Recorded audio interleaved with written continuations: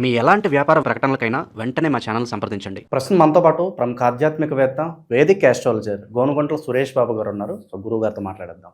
నమస్కారం గురుగారు. ఓం గం గణపతయే నమః. స్వర్ణలక్ష్మి నమస్తే అస్తు. పరబ్రహ్మ స్వరూపిణి రాజ్యం దేహి ధనం దేహి సర్వకామాంచ దేహి మే. గురుగారు, ఉగాది రాశి ఫలితాలు శ్రీ పరాభవ నామ సంవత్సరం, మరి కన్యా రాశి వాళ్ళకి కొత్త సంవత్సరం ఏ విధంగా ఉండబోతుంది, ఎటువంటి జాగ్రత్తలు తీసుకుంటే బాగుంటుంది? సో మణికంఠ గారు, మీరు అడిగే క్వశ్చన్ చాలా బాగుందండి. ఉగాది పచ్చడితో స్టార్ట్ చేశారు. ముందుగా మనం రాసులకు వెళ్ళే ముందు ఈ యొక్క సంవత్సరం యొక్క మీనింగ్ తెలుసుకుంటే మన టోటల్గా ఓవరాల్ థీమ్ మనకు తెలిసిపోతుంది. ఒక థీమ్, మన మూవీలో థీమ్ మనం చూసుకుంటాము. అదేంటి, ఫిక్షనా లేకుంటే రకరకాలు వస్తున్నాయి కదండి, లేదంటే ఓల్డ్ రాజులకు సంబంధించిన మూవీనా, లేదంటే ఫ్యామిలీ ఓరియంటెడ్ థీమ్ తెలుసుకుంటే మనకి కొంచెం గెస్ పెరుగుతుంది అనమాట. ఫస్ట్ ఈ సంవత్సరానికి యొక్క పేరు శ్రీ పరాభావన సంవత్సరం అని పెట్టారు. పరాభవం అంటే మనందరికీ తెలుసు, ఇది కొంచెం పాత మాట.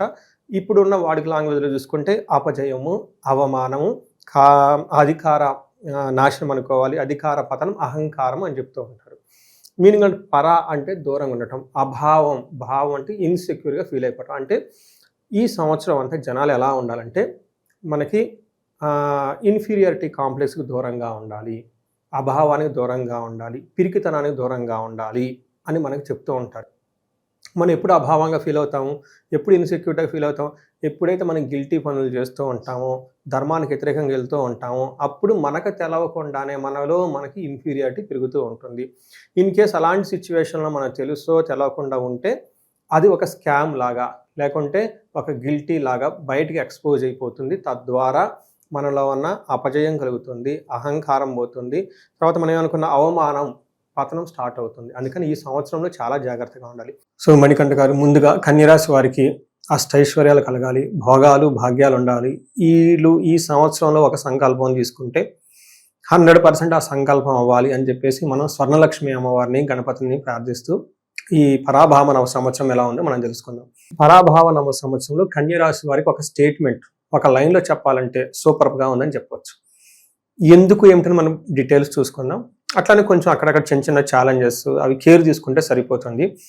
సహజంగా గ్రహస్థితులకు చాలా బాగుంది. By default it's good. అందులోనూ జూన్ తర్వాత ఇంకా బాగుంది. అదేంటో మనం డీటెయిల్ తెలుసుకునే ముందు కన్యరాశిలో ఉన్న నక్షత్రాలు చూసుకుంటే ఉత్తర 2, 3, 4 పాదాలు, హస్త 1, 2, 3, 4 పాదాలు, చిత్త 1, 2 పాదాలు అంతా ఇందులో ఉంటుంది. పేరు బలం కనుక చూసుకుంటే వీళ్ళకి టో, పా, పీ, పు, షం, నా, టా, పే, పో లెటర్స్ అంతా కూడా ఇందులో ఉంటుంది. ఇందులో ఆదాయం 8, వ్యయం 11, రాజ్యపూజ్యం, అవమానం సమానంగా ఉన్నాయి, 3, 3 అంటే తక్కువ రేంజ్లో ఉన్నాయి. అయితే ఇక్కడ విషయం ఏంటంటే ఆదాయం 8 ఉంటే చాలా ఎక్కువగా వస్తుంది అని దాని అర్థం. ఎందుకంటే 1, 2, 3 సంఖ్యలో ఉంటే తక్కువ ఉంటుంది, 4, 5, 6 ఉంటే ఇంకా ఎక్కువ ఉంటుంది, 8 కంటే ఎక్కువ ఉంటే ఇంకా బాగున్నట్టు. అంటే 8 అంటే వీళ్ళకి ఆదాయం బాగానే వస్తూ ఉంది అన్నట్లు. అయితే వ్యయం కూడా వీళ్ళకి ఎక్కువగా ఉంటుంది. ఎంత ఒక 3% ఎక్కువగా వ్యయం చూపిస్తూ ఉంటుంది. అయితే దీన్ని వీళ్ళు చక్కగా మేనేజ్ చేసుకుంటారు. ఖర్చు పెట్టాలండి, ధనం అనేది ఖర్చు రాకుండా పోదు. ఏదో ఒక విధంగా మనం సంపాదించుకుంది అట్ ద ఎండ్ లక్ష్మీదేవి ఎప్పుడు చెంచలం ఉండదు కాబట్టి వెళ్ళిపోతూ ఉంటుంది అమ్మవారు. అయితే మనకు వివేక వైరాగ్యం ఉండాలంటారు ఆది శంకరాచార్యులు. వివేకం ఏంటంటే ఏదైనా పని మనం చేస్తే దాని యొక్క రిజల్ట్ ఫ్యూచర్లో మనకు బాగుండాలి, ఫ్యూచర్లో మనకి ఇబ్బంది పడకూడదు. అలానే డబ్బును ఖర్చు పెట్టేటప్పుడు ఒక 10 రూపాయలు ఫ్యూచర్లో మనకు మంచి పేరు రావాలి, ఓకే, అమ్మవారు కూడా హ్యాపీగా ఫీల్ అవ్వాలి. వీళ్ళ ఇంటికి ధనం వస్తే చక్కగా మంచి పనులు ఖర్చు పెడుతున్నారు, మళ్ళీ వీళ్ళ ఇంటికి వెళ్తే మళ్ళీ దాన్ని చక్కగా నన్ను సద్వినియోగం చేసుకుంటున్న ఒక ఆలోచనతో అమ్మవారి రొటేషన్ తిరుగుతూ ఉంటుందన్నమాట. ఖర్చు పెట్టేటప్పుడు కూడా ఈ రాశి వాళ్ళు చక్కగా ధనాన్ని సద్వినియోగం అయ్యే విధంగా ఖర్చు పెట్టి ప్రార్థన చేస్తూ డబ్బు ఖర్చు పెడుతూ ఉంటే బాగా కలిసి వస్తుంది. వీళ్ళు ఖర్చు పెట్టే ముందు అమ్మవారికి దండం పెట్టుకొని, మా ఇంట్లో ఒక మంచి పని గురించి ఈ ధనం ఖర్చు పెడుతున్నాం అంటే అమ్మవారిని బయటికి పంపిస్తున్నామనే కదా, ఆ పని అయిపోయిన వెంటనే చక్కగా తిరిగి మరలా మా ఇంటికి రామ్మ అని చెప్పేసి మహిళామూర్తులు, పర్టికులర్గా స్త్రీలు కనుక అలా చేస్తూ ఉంటే ఇంట్లో ఎప్పుడు ధనం ఉంటుందండి. ఇంట్లో అరుచుకోవటం, గొడవ పట్టడం, ఖర్చు పెట్టే ముందు ఏమీ ఆలోచించకుండా ఖర్చు పెడుతూ ఉంటే అమ్మవారి కోపం వస్తుంది. చాలామందికి ధనం సంపాదించుకుంటారు, నిలబడదు. ఎందుకంటే కారణం ఇదే. కొంతమంది ఖర్చు పెడతారు, సంపాదించుకుంటారు, కొంతకాలం నిలబడుతుంది, సడన్గా పోతుంది. దానికి కూడా కారణం ఇది. అందుకని గణపతిని పూజించాలి, లక్ష్మీదేవిని పూజించాలి, ఎప్పుడు అప్డేట్ అవుతూ ఉండాలి, సరస్వతి ఉండాలి. ఈ రాశి వాళ్ళకి చాలా బాగుంది కాబట్టి ఇప్పుడు చెప్పుకున్న ఈ 3 ఒక ప్రికాషన్స్ జాగ్రత్తగా ఉంటే చాలా బాగుంటుంది. అందులో వ్యయం ఎక్కువగా చూపిస్తుంది కాబట్టి సద్వినియోగం చేసుకునే విధంగా మంచి కార్యక్రమాలకు సంబంధించి ఖర్చు పెట్టడం చాలా ఇంపార్టెంట్. తర్వాత ఈ రాశిలో గ్రహస్థితి చూస్తే 7వ ఇంట్లో శని ఉండటం వల్ల ఎక్కువగా ట్రావెల్స్ చేయాల్సి వస్తుంది అండి. ఎక్కువగా ట్రావెల్స్ చేయటం, జర్నీలు అవన్నీ చేస్తూ ఉంటారు. గురుడు 10వ ఇంట్లో 6వ నెల వరకు, అంటే మనకి జూన్ వరకు గోదావరి పుష్కరాల వరకు ఉన్నారు. ఆ తర్వాత 11th వెళ్తున్నారు కాబట్టి మారిన తర్వాత గురువు వీళ్ళకి చాలా సపోర్ట్ ఇస్తారు. వీళ్ళకి మ్యారేజెస్ అవుతాయి, వివాహాలు అవుతాయి, అన్ని చక్కగా ఉంటుంది. రాహు 6వ ఇంట్లో ఉండటం వల్ల శత్రువుల పైన ఆధిక్యత చూపిస్తూ ఉంటుంది. 7వ ఇంట్లో 12వ ఇంట్లో కేతు ఉండటంతో ఆధ్యాత్మికంగా స్పిరిచువల్గా ఎక్కువ ఉంటారు. ఆ తర్వాత కేతు లాస్ట్లో మారుతున్నారు కాబట్టి కేతు కూడా మంచి సపోర్ట్ ఇస్తారు అని చెప్పుకోవచ్చు. అంటే ఏ ప్రకారంగా చూసుకున్నా కానీ కేతు అక్కడ వల్ల విపరీత వేద ఉండడంతో తను పెట్టాల్సిన కష్టాలు పెట్టకుండా ఆపి చక్కగా ఉన్నారు. మనం చూసుకుంటే ఓవరాల్గా అన్ని 12 రాసులతో కనుక కంపేర్ చేసుకుంటే బెస్ట్గా ఉన్న రాసుల్లో ఇది 2026 ఉగాది. ఇది ఫైనల్ స్టేట్మెంట్. ఇంకా అయిపోయింది, మీకేం లేదు. పని ఏమైనా ఉంటే చేసేసుకోండి. ఇంకా ఏమైనా విందాం అనుకుంటే రెస్ట్ ఆఫ్ ది వీడియో వినండి. లాస్ట్లో రెమెడీస్ ఉంటాయండి. ప్లీజ్ డోంట్ గో అవే, ఉండండి. రెమెడీస్ చాలా ఇంపార్టెంట్, అంతే కదండి. ఇప్పుడు మనకి 7వ ఇంట్లో శని ఉంటే కంటక శని అంటారు. అంటే ఈ శని చాలా ఇంట్రెస్టింగ్ అయినా బాధలు పెడుతుంటాడు. కాల్లో ముళ్ళు గుచ్చుకుంటే ఏమవుతుంది? చెప్పులు రాయి కంటిలోని నలుసు ఎంత కాదయ్యా అని చెప్పేసి కంటిలో నలుసు పడుతుంది. అదేమైనా పెద్ద బాధ అంటే కాదు. శని ఇలాంటి బాధలు పెడతారు. అంటే పెద్ద పెద్ద బాధలు ఏం పెట్టరు, చిన్న చిన్న ట్రబుల్స్ చేస్తూ ఉంటారు. బేసికల్గా ప్రయాణాలు చేస్తూ ఉంటే అందులో ఆటంకాలు, చికాకులు కలిగిస్తూ ఉంటారు. తర్వాత ఎడ్యుకేషన్కి సంబంధించిన వ్యవహారాలు కొంచెం స్లోగా ఉంటుంది. ఎవరైనా ఎడ్యుకేషన్ ఫీల్డ్లో ఉన్న వాళ్ళు ఉంటే ఫాదర్కి హెల్త్ విషయంలో జాగ్రత్తగా ఉండాలి. ఇది మనకి గురువు శని వల్ల పెట్టే మనకి ప్రాబ్లమ్స్ అని చెప్తారు.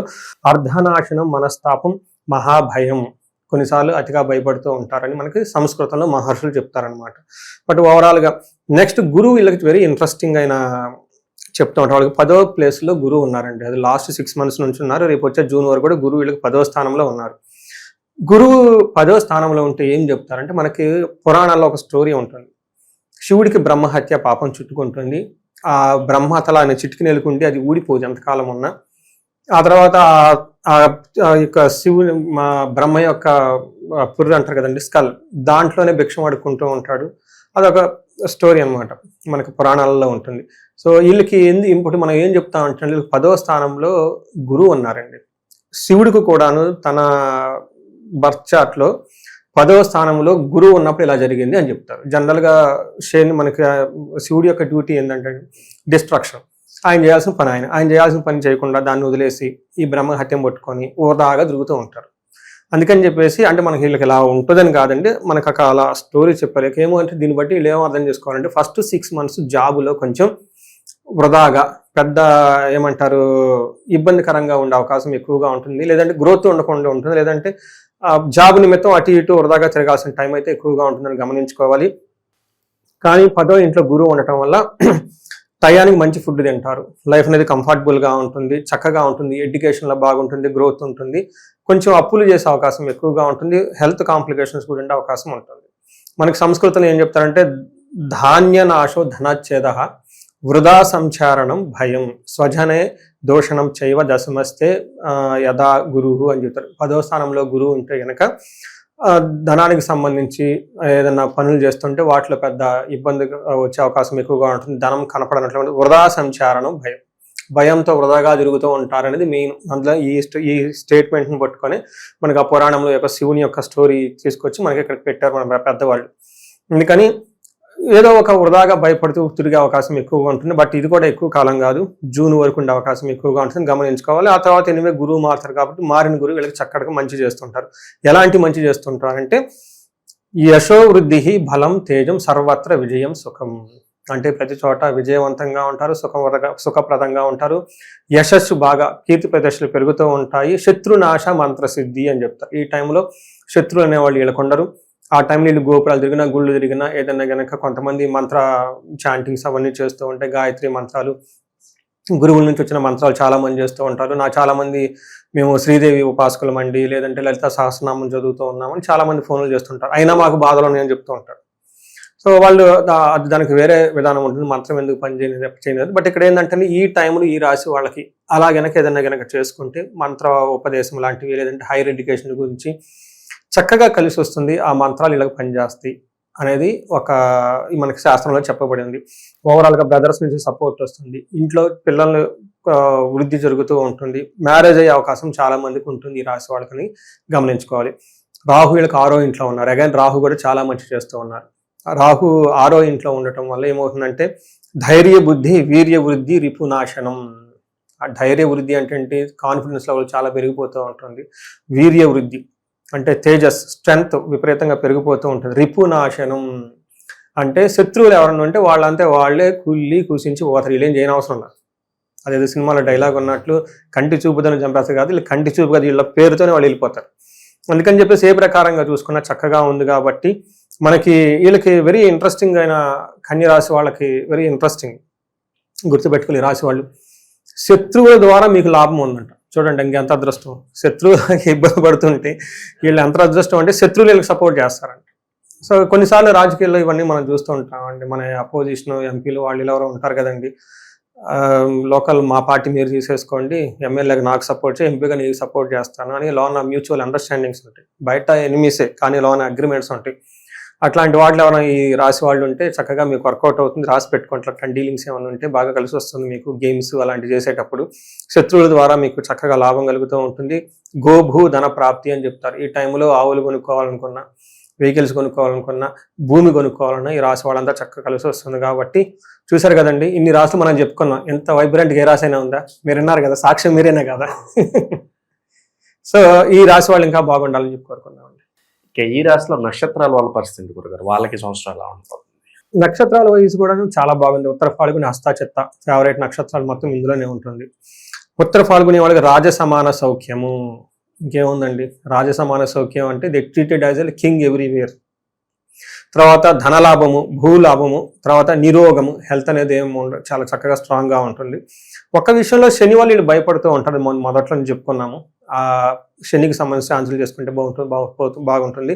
హస్త వాళ్ళకి అగైన్ రాజసమాన సౌఖ్యము, ధనలాభము, హెల్త్ బాగుంటుంది. భూలాభము, ధనలాభం అన్ని లాభాలు చూపిస్తుంది. ఒక ఛాలెంజ్ వీళ్ళు కూడాను సూర్య శని యొక్క ప్రభావం చేత కొంచెం భయపడే పరిస్థితులు వచ్చే అవకాశం ఉంటుంది. చిత్త వాళ్ళకి రాజసమాన సౌఖ్యము, సంపదలు, ధనలాభము, సుఖము, హెల్త్ అంతా బాగుంటుంది. అయితే వీళ్ళు భయపడుతూ ఉండే అవకాశం ఎక్కువగా ఉంటుంది. ఆగస్టు వరకు వీళ్ళు కొంచెం అనుకున్న పనులు చరక్క ఆగిపోయే అవకాశం ఎక్కువగా ఉంటుంది. అని మరణ తుల్యం అంటారు. డోంట్ మిస్టేక్ అండి, మరణం అలా భయపడొద్దు. ఆ సినిమాలో డైలాగ్ లాగా కాదు, ఇక్కడ మరణం అంటే ఆగిపోతుంది దాని మీనింగ్ అండి. మరణ తుల్యం అంటారు. అంటే ఏదైనా కనుక పని చేస్తే అలా ఆగిపోయే అవకాశం ఎక్కువగా ఉంటుంది. కంటిన్యూటీ లేకుండా ఆగుతూ ఉంటుందని దాని మీనింగ్ అని గమనించుకోవాలి. సో ఈ ప్రకారంగా చూసుకుంటే ఈ రాశి వాళ్ళకి సూపర్గా ఉందని మనం చెప్పుకోవచ్చు. చాలా వరకు మంచి ఫలితాలు ఉన్నప్పటికీ పలానా విషయంలో జాగ్రత్తగా లేకపోతే ఇబ్బందుల్లో పడతారంటే ఏం చెప్తారు వీళ్ళకి? ఒకటి, ట్రావెలింగ్ వృధాగా తిరగొద్దండి. అది అనవసరమైన వేస్ట్, వాళ్ళకి టైం వేస్ట్, అంతా వేస్ట్. రెండోది, చిన్న చిన్న విషయాలకి భయపడకూడదు. వాళ్ళకి భయం ఏదో అయిపోతుందని చెప్పి అది భయపడే సిచ్యువేషన్స్ ఉంటుంది. శని వల్ల, శని 7వ స్థానంలో ఉండడం కంటక శని అంటారు. కంటకం అంటే ఏంటి? ముళ్ళు. ఇప్పుడు కాళ్ళలో ముళ్ళు గుచ్చుకుంటే ఏమవుతుంది? అది పెద్ద ప్రాబ్లం అంటే కాదు, అది సిల్లీ మ్యాటర్. ముళ్ళు తీసేస్తే నడుచుకుంటూ పోవచ్చు వెంటనే. బట్ గుచ్చుకున్నప్పుడు ఎలా ఉంటుంది ఫీలింగ్? టెన్షన్, భయపడిపోతాం అనమాట. అలాంటి సిచ్యువేషన్స్ ఉండే అవకాశం ఎక్కువగా ఉంటుంది. కాబట్టి తాటాకు చప్పుళ్ళకి భయపడకూడదు. చిన్న చిన్న ఏమైనా ఉంటే కంగారు పడకూడదు. అంటే లైఫ్లో ఇంకా ఆ మాత్రం లేకుండా ఇంకా ఎలా ఉంటుందండి? అవును కదా. సో పరిహారాలు చూసుకుంటే శనికి సంపూర్ణ శాంతి పూజలు చేయించుకోవడం చాలా చాలా ముఖ్యం. ఈ రాశి వాళ్ళకి విపరీతంగా ధనం రావడానికి స్వర్ణలక్ష్మి విశేష హోమం అని ఉంటుంది. అది చేసుకుంటే చక్కగా ధన ప్రవాహం, మల్టీ సోర్సెస్ ఆఫ్ ఇన్కమ్ వస్తుంది. ఇంకా ఈ రాశి వాళ్ళు ఎవరికైనా హెల్త్ బాగలేదు అనుకుంటే, ఓకే, లేదంటే ఏదైనా ప్రాబ్లం ఉంది అనుకుంటే వాళ్ళ జన్మ జాతకం కూడా మనం చూసుకోవాలి. ఇది మనకు ఒక 30-40% జన్మ జాతకంలో దశ, భుక్తి, తర్వాత ఈ మనకి ఇంకా రకరకాలు ఉంటాయి. అవన్నీ కన్సిడరేషన్లోకి తీసుకొని వాళ్ళది ఏదైనా బ్లాకేజెస్, శాపాలు, దోషాలు అవన్నీ ఉంటే తెలుసుకొని, నథింగ్ బట్ బ్లాక్స్ అండి. మన మైండే మనకి పెద్ద బ్లాక్ అనమాట. అవి చూసుకొని వాటికి సంబంధించిన శాంతులు ఏమైనా చేసుకుంటే 10 రెట్లు జీవితంలో ముందుకెళ్ళే అవకాశం ఈ కన్యరాశి వాళ్ళకి 2026 ఉగాది నుంచి పరాభానామ సంవత్సరంలో ఇవ్వచ్చు. సో దీన్ని, ఈ టయాన్ని బెస్ట్గా యూటిలైజ్ చేసుకోవాలని చెప్పేసి మనం వాళ్ళని కోరుకుందాము. అంతేకాక హ్యాపీగా ఉండాలి, సుఖంగా ఉండాలి మనం కోరుకుందాము. చాలా మంచి విశ్లేషణ అందించారు. ధన్యవాదాలు. ధన్యవాదాలండి.